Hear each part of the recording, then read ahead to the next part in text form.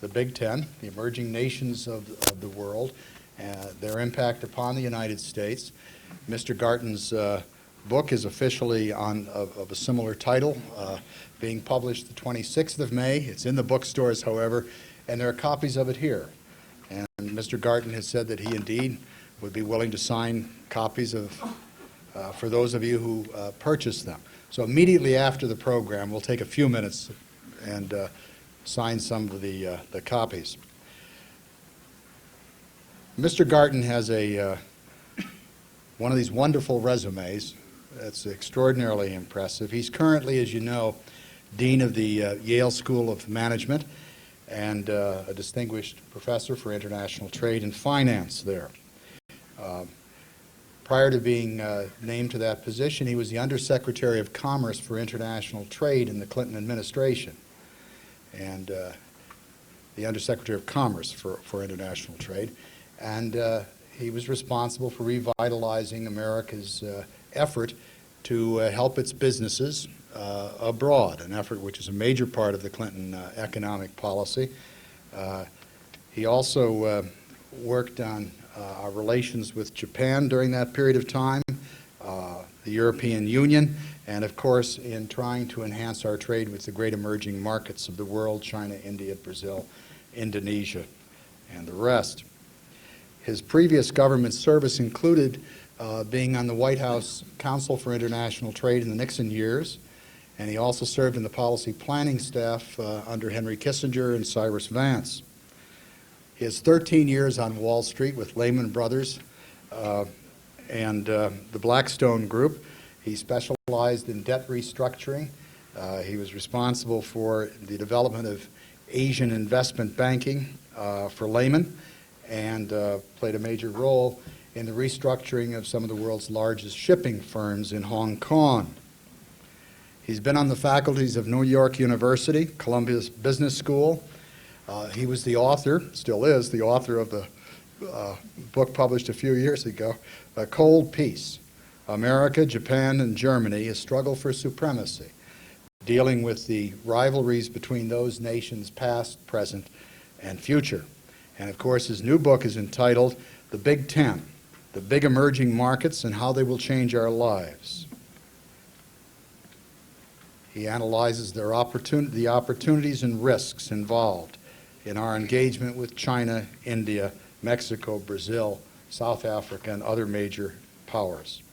In addition, he's published in distinguished places, the New York Times, Wall Street Journal, Financial Times, the Foreign Affairs Quarterly. And last, a graduate of Dartmouth College, an MA and PhD from our local Johns Hopkins, Washington-based School of Advanced International Studies. Yale's extraordinarily fortunate in having a man with his feet formally in both the public and private sectors, and an extraordinary amount of experience on the highest managerial levels. It's my great pleasure to present to you Mr. Jeffrey Garten.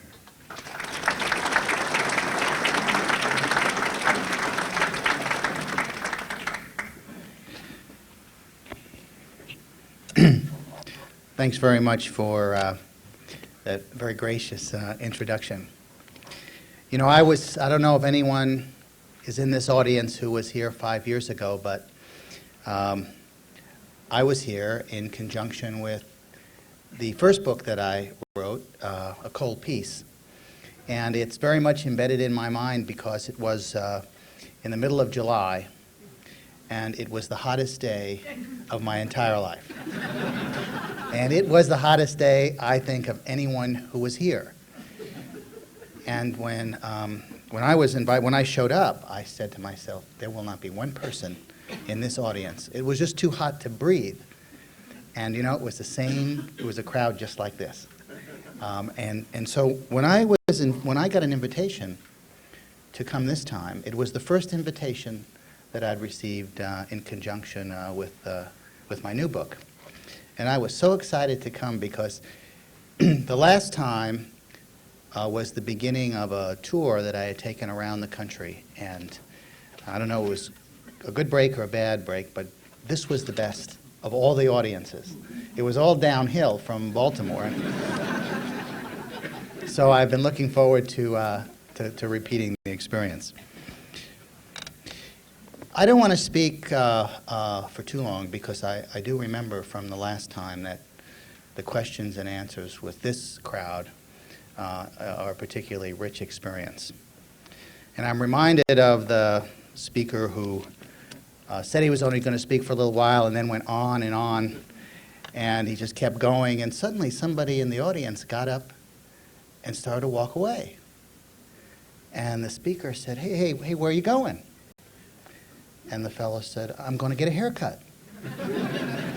And the speaker said, what do you mean you're going to get a haircut? Why didn't you get a haircut before you came? And the guy said, I didn't need one before I came.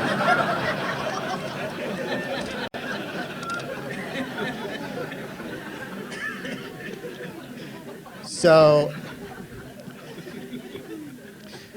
let me tell you a little bit about the book that I've just written and some of the thoughts that are in my mind, which really result very much from my experience in the Clinton administration, the first 3 years of it. If you pick up a newspaper, if you had picked up the newspaper any time in the last week or two, here are some of the things you undoubtedly would have seen. You would have read about Mexico and the interaction of our trade and the narcotics problems and the upcoming election in Mexico and whether Mexico will be a democracy or not. You certainly would read about China and the growing importance of China as an economic power, as a military power, and now, most concretely, the whole question of whether the United States is going to have normal trade relations with China and what the relationship will be between our trade and our human rights interests. If you're reading carefully, you'd have read about India and the fact that it now has a government of some 13 parties holding together, barely, and a new prime minister, and big questions as to whether this very awkward government can continue, and particularly continue to make the tough decisions that India needs made over the next generation. You might have read about Turkey and its wavering between being a country oriented towards the West and the very strong Islamic movement that is going on. Turkey now has the first government in, I think, 40, 50 years that is basically an Islamic government. You'd have read about Poland and its effort to join NATO. Who would have thought? Who would have thought? Even when I was here last time, 5 years ago, Cold War was over. Who would have thought that we would have been debating whether or not Poland would be a member of NATO? If you picked up the New York Times yesterday, you'd read about Brazil and the fact that car production is zooming in Brazil, and the whole question is whether or not the place will choke on environmental degradation before they make enough cars for all the Brazilians that want to drive them. Or you'd have read in the New York Times yesterday about Southeast Asia and the clashes of cultures that are going on there. Well, these are the things that my book is about. I call it the Big Ten, and I'm talking about 10 big emerging markets. And it's these countries. And the reason I wrote about them is that it is my conviction that something very dramatic is happening in the world. Something that is going to change the shape not only of the world economy, but of the global political system as we know it. My thesis is that these big emerging markets are going to pose a very significant challenge to the United States. One, because they're becoming much more powerful. They're gaining political influence. They're gaining economic clout. Two, because most of them are racked with all kinds of tensions. And they will be important to us, not only because they're strong, but also because they're weak.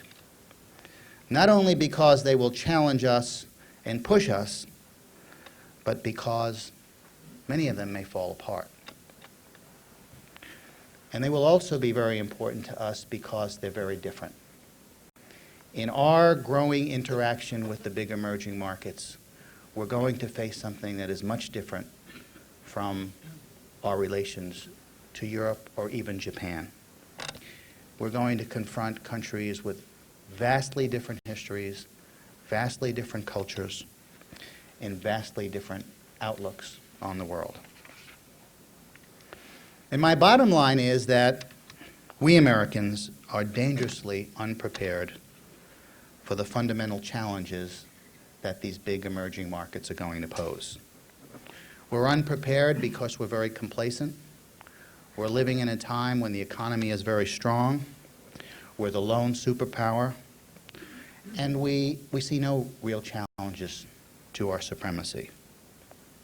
But I think we're also very unprepared because dealing with these big emerging markets is forcing us to follow a pattern that we never saw before. This is not a question of other industrial rivals. This is not a question of bipolar competition or even balance of power. We're confronting something else, something that is totally unique in American history. Now let me back up and tell you who these big emerging markets are, why I selected them, and some of the very important factors that I think we ought to be paying attention to. First of all, let me tell you who they are. In our hemisphere, there are three: Mexico, Brazil, and Argentina. In Africa, there's just one: South Africa. In Europe, there are two: Poland and Turkey. And in Asia, there are four: India, Indonesia, China, and Korea. Now, I selected these countries because of their physical size, because of their large populations, because of their political and technological aspirations, because of their economic dynamism, and very importantly, because virtually all of them have taken some very significant steps to reform their economies so that they really can compete in the world. And I've selected them because of their strategic position. Every one of them occupies a strategic position, and I don't mean just strategic in a military sense, but they're very influential in their regions. What happens to them will have major spillover effect on other countries in their neighborhoods. I believe that the rise of these big emerging markets is shattering the status quo as we have known it. And I believe that what is happening here is historically unprecedented. We know, we are familiar with what has happened when other countries have shattered the status quo, be it Germany, be it Japan, be it the United States in the last century. But in these cases, there were only one or two. I'm talking about 10 shattering the status quo simultaneously. Now, in this book, what I've tried to do is come to grips with how these 10 big emerging markets are linked to us. And I'm making the case that we're increasingly linked. Just to take one example, we export more to these 10 today than we do to Europe and Japan combined. And we just started. If you look at our financial system, if you look at the growth of monetary investments in these countries, it's been phenomenal. And it's going to continue to increase as our pension funds and our insurance companies and our big institutions and we as individuals search for ever higher returns. These countries provide some enormous opportunities for American business in the future. Just to give you one fact, in Asia alone, the value of new infrastructure over the next 10 years will be $1.5 trillion. In Latin America, new infrastructure is being installed at the rate of $1 billion a week. Now, this is tremendous opportunity for American firms in such areas as telecommunications or transportation or environmental equipment or power generation, you name it. There are huge markets here for our companies. But I also try to come to grips with some of the more negative or more difficult factors. For example, the clash of values. We're going to have one heck of a time engaging countries like Turkey or China or Mexico or India because of the issues of human rights, child labor, illegal drug trafficking, all of the things that raise great concerns here in the United States. So while we can look at the great opportunities ahead, we also have to be quite aware that what is going to happen, what is already happening, is a tremendous clash of values. And how we reconcile the opportunities with our national values is one of the great questions facing the United States. And I also look in this book at some of the implications, some of the policy implications of coming to grips with the big emerging markets. And I've tried to do this in terms of our domestic policy, our domestic economic policy, our foreign policy, what we need to do in the educational area, and finally, the implications for American companies who are increasingly involved in the big emerging markets. Now, what I'd like to do is just take one part of the book and go into a little bit of detail. And that part is what I call the question of risk. My feeling is that in looking at these big emerging markets, American business and the American government in particular has glasses on that are too rosy. Long term, I believe that these countries are going to grow. They're going to provide tremendous opportunities for us. But in the short term, I think there may be some tremendous setbacks. It's easy to see why people are being optimistic. These countries are growing at 2 or 3 times the rate that we or Europe or Japan are. Huge amounts of investment are going in. They have taken some very dramatic policy measures that open their economies to the rest of the world. All of these things are true. If anyone would have said, for example, in 1989, when Argentina's inflation rate was 5,000%, that it would be under 5% now, nobody would have believed it. If anyone would have said that India, which was closed tight as a drum, in 1990 would be opening its markets to the rest of the world, just wouldn't have believed it. Who would have said Mexico would become one of the most open economies? None of this stuff was envisionable. But all that said, there's another side to this equation. And I recall when I was an investment banker at the Blackstone Group, I was asked to make a presentation at the Walt Disney Company. And the subject of the presentation was, where should they locate the next Disneyland in Asia? They already had one in Japan, and they were looking for another location. And I spent 3 months preparing this presentation with every bit of demographic information, growth statistics you can find. And of course, Asia was booming, so I said, you know, the issue wasn't whether you should do this, and I went through all the different locations. And I noticed that nobody was taking a note. I put all this work in, nobody was taking a note.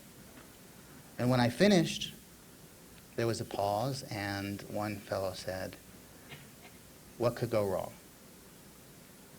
And at that moment, every pencil was poised to take down what I was about to say. So I want to tell you a little bit about what could go wrong with these big emerging markets, not because I'm being a pessimist, but because the stakes here are really enormous. I mean, I'm saying that these countries are, in fact, the next locomotive for the world economy. I'm saying that our trade is so linked to them and will be even more so in the future. All you have to do is look at our exports. You know, our exports today are responsible for 1/3 of our economic growth. We're exporting more to these countries, the Big Ten, than to Europe and Japan. So if anything happens, we're going to feel it at home. So let me just tell you a little bit about the downside, not to worry you, but to inject an air of reality here. Here are some of the things that could really go wrong with implications for the world economy and for the United States. First, let me just talk about markets. If interest rates in the United States go up, as is certainly possible, that could draw a tremendous amount of money out of Latin America. American money which is invested there, money in stocks and bonds, which would come back to the United States because there would be higher returns here. That could be a tremendous implosion, shattering all the optimism that now exists for Latin America. And that just wouldn't take very much. If you look at Asia, American firms are investing in Asia like there's no tomorrow. If growth continues, maybe that's a good thing. But if you look at the particular sectors, there's already significant overcapacity in consumer electronics, in petrochemicals, and in automobiles. In fact, some people are predicting that there will be so much excess capacity in automobiles that it will create a depression in the industry. Now, why is that? It's because companies may be making straight-line projections saying the Asian economies are booming, eventually everybody's going to drive a car just like we are, but are they taking into account the need for the same kinds of roads and highways? Are they taking into account the environment? Anyone who has been to Bangkok recently would understand what I'm saying. Another kind of market problem is good old protectionism. But this case, we really do have something to be concerned about. Because if you look at the next 10 years, from these big emerging markets that I'm talking about, 1.5 billion new workers are going to enter the mainstream of the world economy. 1.5 billion. They will be working for $5 to $10 a day compared to our average manufacturing wage of about $100 a day. They will have access to American technology and American management. And studies estimate they could be 85 or 90% as efficient as we are. Well, you don't have to be Einstein to do the math.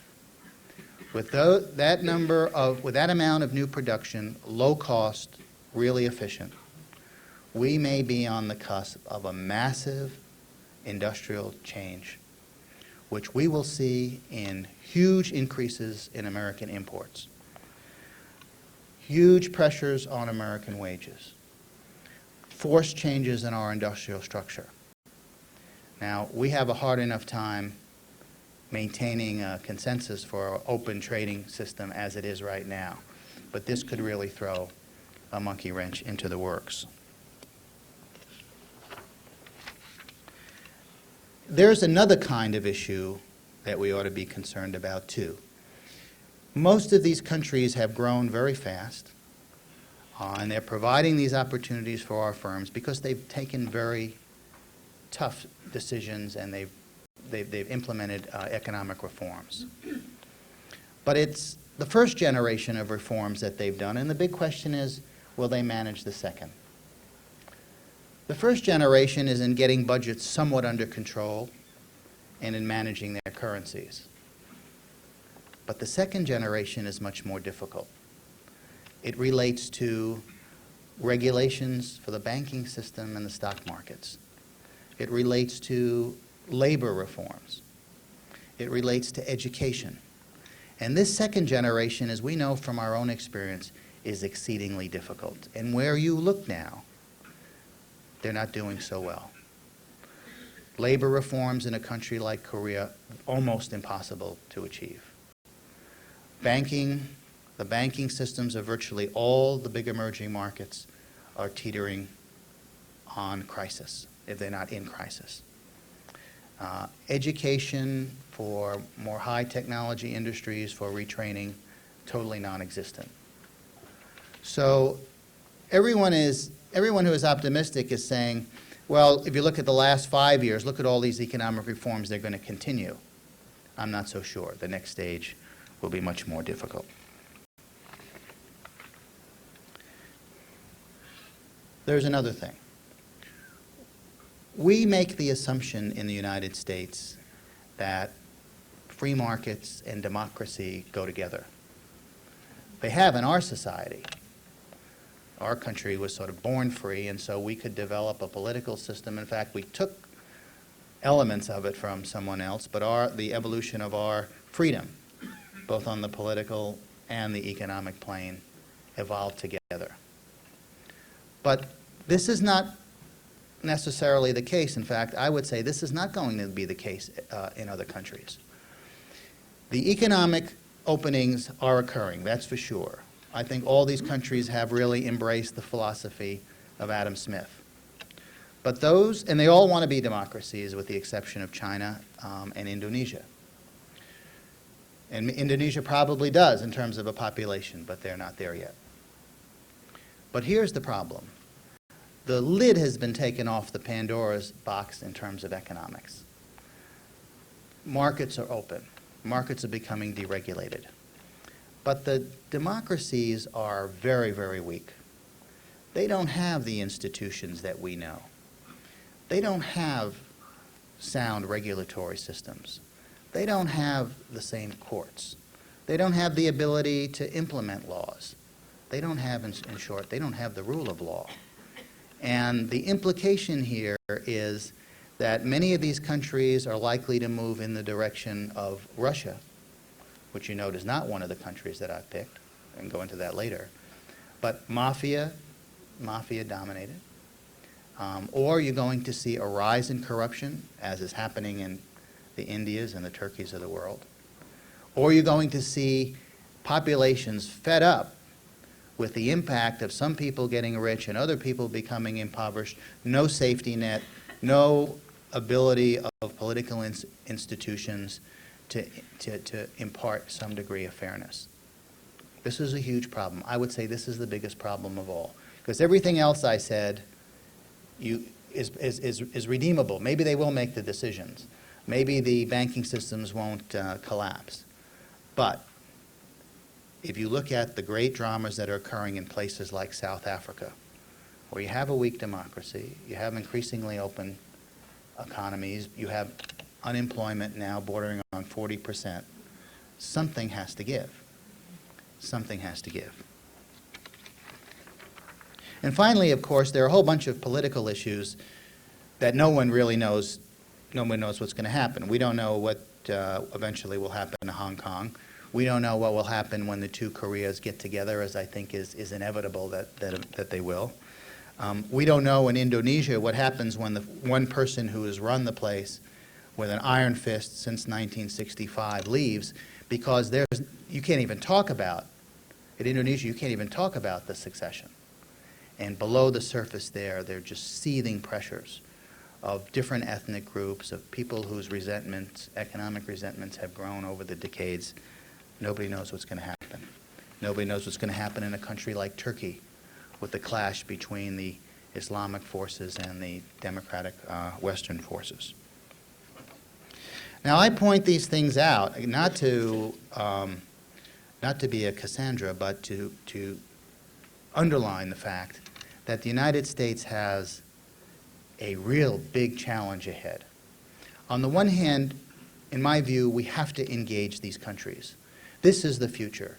This is, if you look over the horizon, it's these countries that are going to shape the world that we live in. And as I've tried to show with reference to the number of new workers from these countries that will be coming on stream, they're going to affect our lives at home without any question.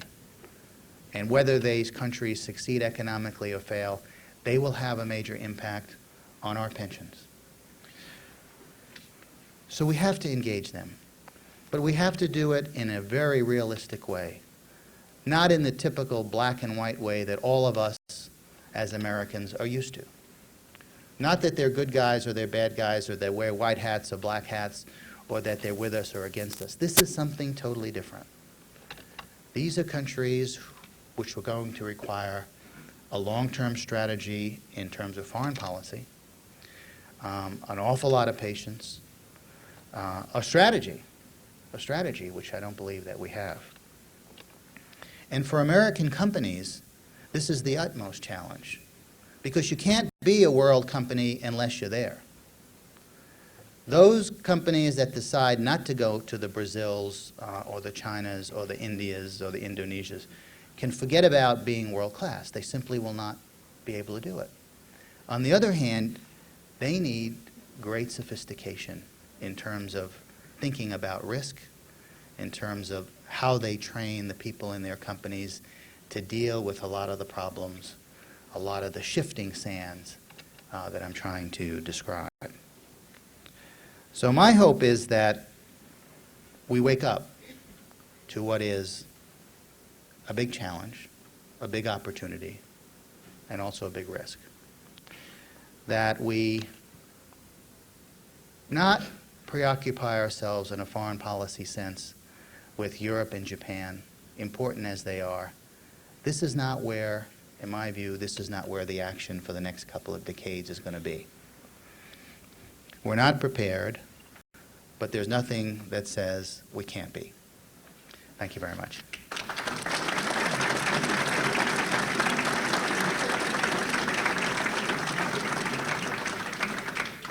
Well, nobody got up to give a haircut, so to get a haircut.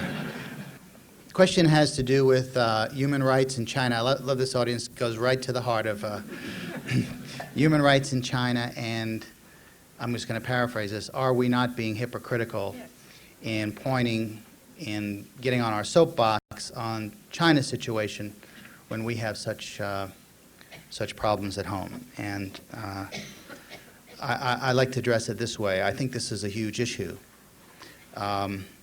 Even if you set aside the hypocrisy, there's a question about if we genuinely wanted to see an improvement in human rights in China, what would we do? What can we do? And as you know, I mean, even as we talk, they're debating in Congress whether or not to use trade sanctions to press the Chinese to have a better human rights situation. And my own view is that this is not the way to do it. I'm all for, I may disagree with you, I'm all for America standing up for these values, even though we have a lot of problems at home. But I don't think that using the trade as a hammer is the right way to go, because it won't work. It would be one thing if other countries will join us, but nobody will join us, and what will happen is we'll be isolated. The other companies from other countries will just rush in to conclude commercial deals. But more than that, this is a more general point about the big emerging markets. These are not small banana republics. I think the day has passed when the United States can do this kind of stuff. We either act with other countries or we figure out something else, but using trade as a club is not going to work. There are too many alternatives to the United States. And I'd much rather see us take a strong stand in the United Nations and international forums. And I think we ought to recognize that the more we trade with China, the more China trades, the better off its citizens are going to be. That's part of a human rights policy, too. And it wouldn't bother me if every time a senior American official went there, they protested and they privately told the Chinese that we'd like to see some improvement. But using trade is shooting ourselves in the foot, and we get nothing back except a lot of agreements. That's my view. I know that's very controversial, and I know that the Congress is badly split on this issue. I think that, the question is, why isn't Russia one of the Big Ten? One of my criteria was countries that had reasonably good economic prospects in the future. And I based that a lot on the ability to implement economic reforms. And when I wrote this book, which was a few months ago, over the last year or so I've been thinking about it, Russia simply doesn't make the cut. This is an economy that has undertaken very few reforms. It's totally out of control. It is basically run by criminal elements. I have a professor who's coming to Yale who's done research for the last couple of years on the Russian economy. And you know what he's researching? Who owns the Russian companies? Now, he's had a whole team. You don't know. make an investment in a Russian company, you haven't the slightest idea who the owners are. There's no disclosure, there's no honest information. So I'm not saying Russia isn't important. It's very important, mostly because they've got the nukes. But as an economy, I think there's no evidence. Maybe it will happen. I use the Big Ten. I use it as illustrative of a category. It may very well be that Russia will join that group, but I don't think it's there yet. Question is, if there is a lasting peace in the Middle East, would any of the countries there qualify, by my definition, for the Big Ten or for big emerging markets? Well, I think it'll be a while. I mean, even assuming that there could be a lasting peace, the years and years of neglect, the only two countries I think would be Iran. I think maybe just Iran. I think Iraq is so badly wounded for a long time. And these are countries that are dependent on one commodity. The countries that I mentioned are much more broadly based. They're much more broadly based. So I would be tempted to say that it will be a long time, even with that heroic assumption that there'd be a lasting peace. Oh, the question is, to what degree did I use technological sophistication as a criteria? I don't think any of the Big Ten so far enters the realm of technological sophistication as we know it. But if you look at them, I think that they have future potential in this area. I don't think any of them will catch up with us, but I mean, that would surprise me to no end. But if you look at a country like Argentina or Brazil or South Africa and China, because of its university system, its ability, its interest in basic research. When I was at the Commerce Department not long ago, the people in the American government who monitored foreign technology thought that over the next 20 years, China would be ahead of Japan in technology. Not that they're close now, but Japan doesn't have the kind of research. Japan has very often used someone else's research and commercialized it. But in China, in the university system, they can go quite deep. And there is basic research. They'll never have the breadth we do, but in certain areas, they may surprise everyone. But even the other countries, Turkey, these are very sophisticated. And there is not, given the way that technology is spreading these days, and given the fact that a lot of multinational companies are beginning to do research, they're not holding all the research back in their home countries. I think we're going to be very, very surprised. I think we're going to be very surprised what we see in terms of where technology is generated, not 2 years from now, but 10 and 15. Question is, it is very disturbing to think about 1.5 billion people entering the global workforce at such low wages. And what, if anything, can the United States do? Just to make it more dramatic, 1.5 billion is multiples of Japan, Taiwan, Hong Kong, and Singapore, the so-called Asian tigers. And we know what they've done in terms of having an impact on the world economy. Well, I think we have to be prepared for this, and the only thing that we can do, it seems to me, is to re-examine our domestic economic and social policies and say to ourselves, we may be real competitive today, but we have yet to face a challenge of this proportions, and we've got to get ready for it. And in my view, this amounts to several things. One, I do think we have to accelerate all the deregulation that is going on. I think we need an economy that is so flexible and moves so fast. Now, we're ahead of everybody else, but I don't think we should be mesmerized by where we are today. I think we have to find a way to grow faster over a sustained period of time. Now, this week is not such a good week to talk about it because we're growing so so fast. But all of the economists looking ahead say that 2.2% is about as fast as we can grow. I don't believe that. And I think that is very dangerous because we need to not just generate jobs, but we need to generate really high-wage jobs. We're not going to be able to compete at the middle or the lower end.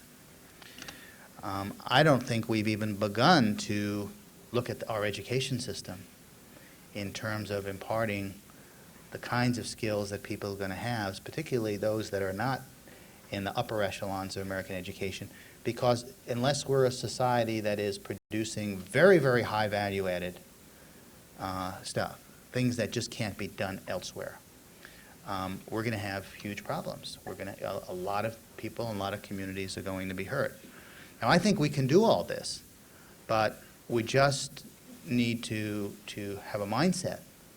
And this is what concerns me the most, is that you pick up the press at any given time now, and we're patting ourselves on the back as basically being so super competitive. Japan is down and out. Europe's down and out. We're generating all these jobs, although many of them are not high wage at all. And I just think this, I can see that freight train coming down. I barely see the light right now, but it's coming very, very fast. And I have the feeling that our government officials are simply not thinking about it, let alone attempting to prepare for it. Well, the question is about the relationship between Israel and Turkey. They have had an increasingly close relationship. But as you may know, Turkey also has a relationship with Iran and Iraq, and Turkey is the one country that joins Europe and Asia. And that's one of the reasons that I picked it as a big emerging market, is that it is in a very strategic location.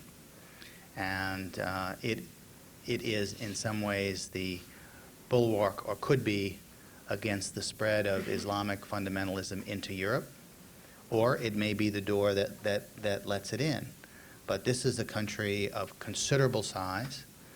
One time, in fact, one of the things about virtually all these big emerging markets is that at one time in history, long before the U.S. was around, they were very powerful. And those people who believe in the recurrent rhythms of history would say that, the Brazils and the Turkeys and the Chinas and the Indias, these were the centers. These were the centers of vitality in former times, and we just may be seeing the reemergence of centers of tremendous energy and tremendous vibrancy. Question had to do with the challenge of all this low-wage labor. And let me just say that I think it is true that wages in most of these big emerging markets will increase. Economists would say that as they become more efficient, the wages will increase and eventually will converge with ours. I just don't believe it. There's no evidence that they will ever get that high in any meaningful period of time, and people have been saying that about Mexico. Certainly in Mexico, they've become much more competitive, but they're still rock-bottom wages. So yes, they will increase. We would obviously we want them to increase, not only because that will lessen the competition a bit, but also because there'll be better markets for us. So I think we should do everything we can to help them achieve a situation where their wages increase. What are we going to do with the large segment of our population that might not be able to compete? I think this is the big question. I don't have an answer. But if I look at the trends, I say that where we're headed with our educational system is nowhere proportional to the problem. And when you look at the dismantling of the safety net, I think that is a question that is not looked at. It's not being looked at in the context of the issues that I'm raising. And you look at this new budget deal, which is really not much of a budget deal, but the one thing that is for sure is that any budget deal that actually takes place seems to be one in which the discretionary spending, the spending on all of the programs besides defense, and Social Security. That's what's going to be squeezed. Defense may be squeezed too, but we know that the discretionary money is really going to be squeezed. It's not allowing us, therefore, to make the kind of investments that we need, not just in education, but in our own infrastructure. So I think that there are two forces here that are converging. One is this tremendous challenge, which doesn't seem to be on the radar screen in the way that it should be. And the other is fewer and fewer instruments that we have to take care, and I think the implication of your question is exactly right.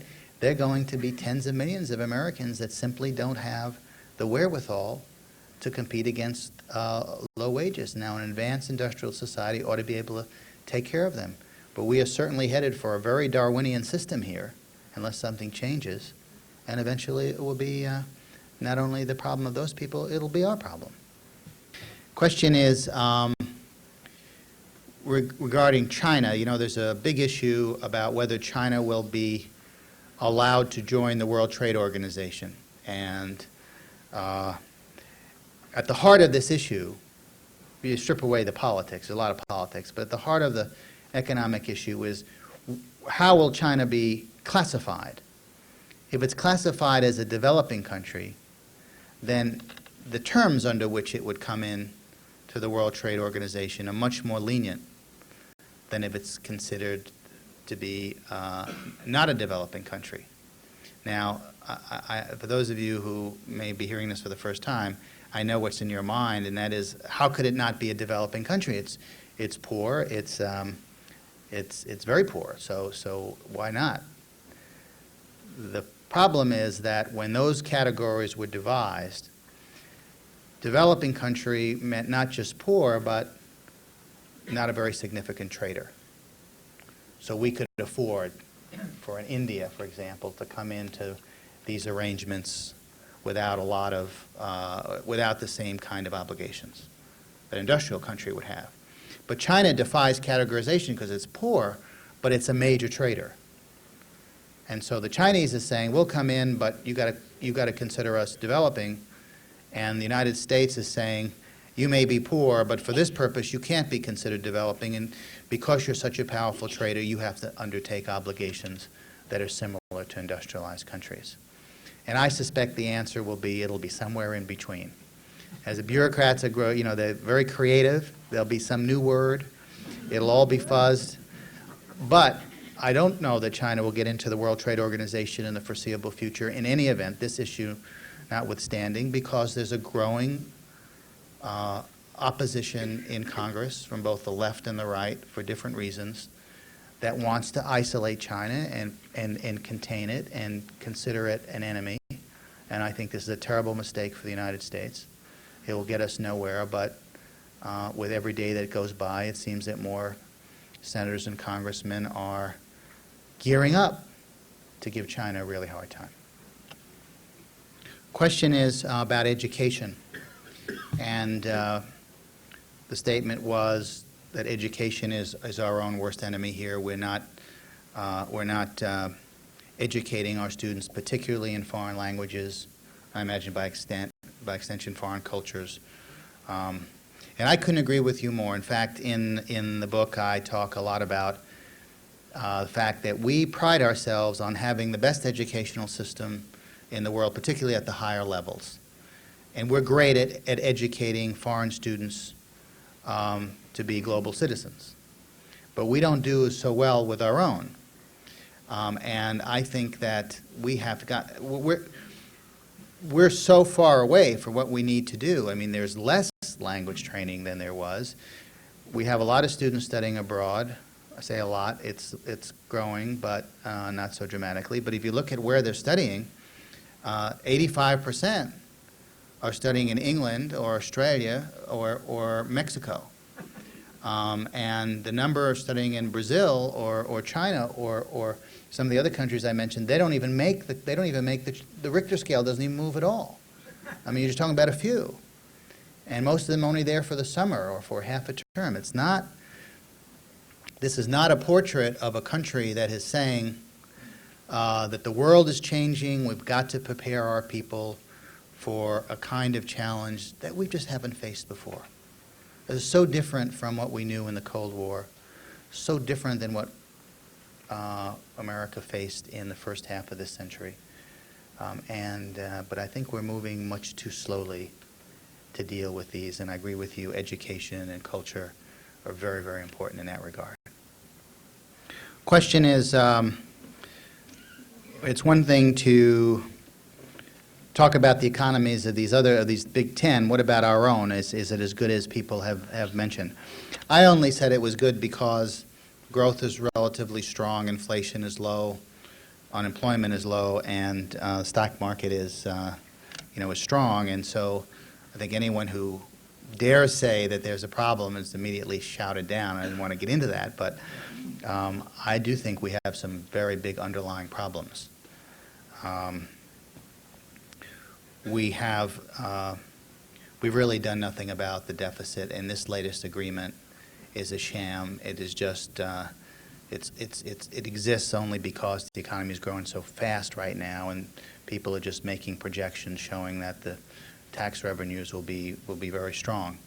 I think all it would take to pierce that balloon is for our stock market to begin to unwind, and we'd see a total change in American psychology. And of course, whether that happens or not, nobody knows. But it could happen.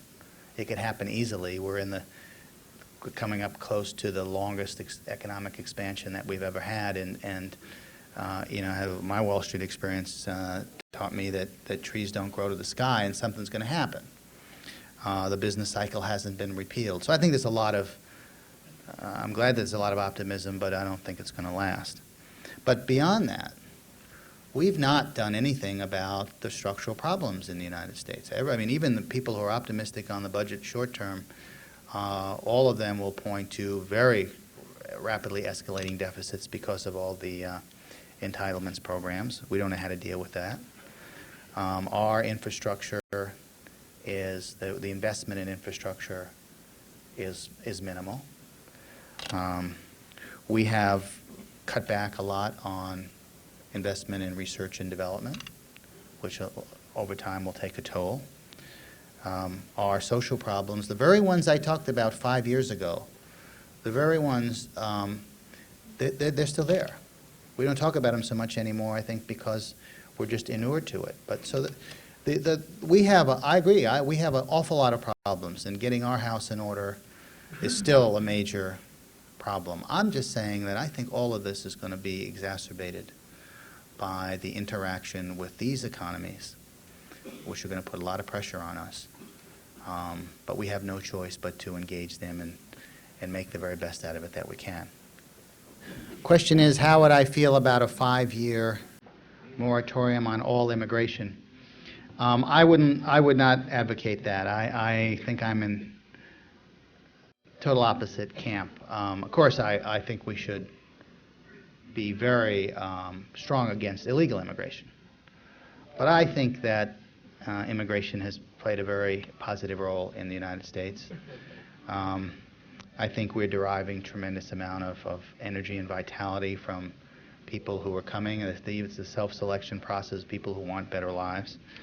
I think the rejuvenation of many of our cities is going to be a result of immigration. And I believe the emphasis should be really on maintaining really strong growth in this country so that they are not a drag on the economy. But all of the studies show that they're not. And I'm afraid, I know we probably disagree, that kind of isolation and protectionism will get us into huge trouble. Well, once we started, the comment really is that immigration works both ways, and there's a huge brain drain from the Big Ten here, and that's no good for them. I agree with that, but I think we're going to see less of that. I think as these opportunities increase in the Big Ten, many more of the students who come here are going to go back, because in fact the opportunities there for well-educated students is enormous. Well, let me thank you very much for a very stimulating evening. It was great to be back.